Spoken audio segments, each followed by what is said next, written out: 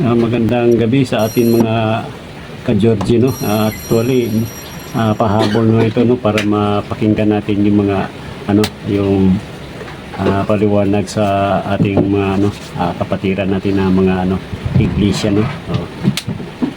Panoorin natin mga kapatid, para malaman natin kung ano yung pinapakalat nila sa Facebook, no, ibang grupo.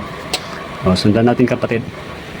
Baka gusto mong liwanagin itong first paragraph kasi baka magkaroon ng para po sa kapatiran ng ating mga first paragraph para kababayan. mas malinaw. Opo. Mga mahal kong kapatid kay Kristo, may nag-post sa Facebook ng isang mensahe na wari nagmula sa pamamahala ng Iglesia ni Kristo na huwag daw tayong makisama sa malawakang pagtitipon na isasagawa sa Setyembre 21 sa Luneta Park bilang pagprotesta sa mga katiwalian sa pamahalaan.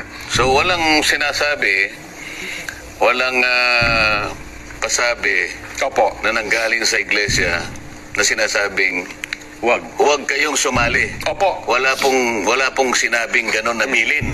Wala pong gano'n. Opo. Kaya sa pangalawang paragraph, Sen, sabi po ay hindi totoo na iyon ay galing sa pamamahala. Kaya nga, Opo. ibig sabihin kasi parang kung sino man ang gumawa niyan, mayroon ng bilin ng INC na, huwag kayong sasali dyan. Nilagay kasi nila doon, ibinibili sa atin na huwag tayong makisama.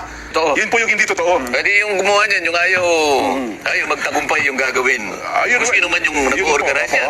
Yun po. Kasi baka kinatatakutan nila na sumama tayo. Ganun ba? Yes po.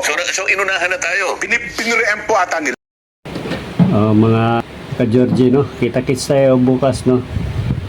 Okay. Bye.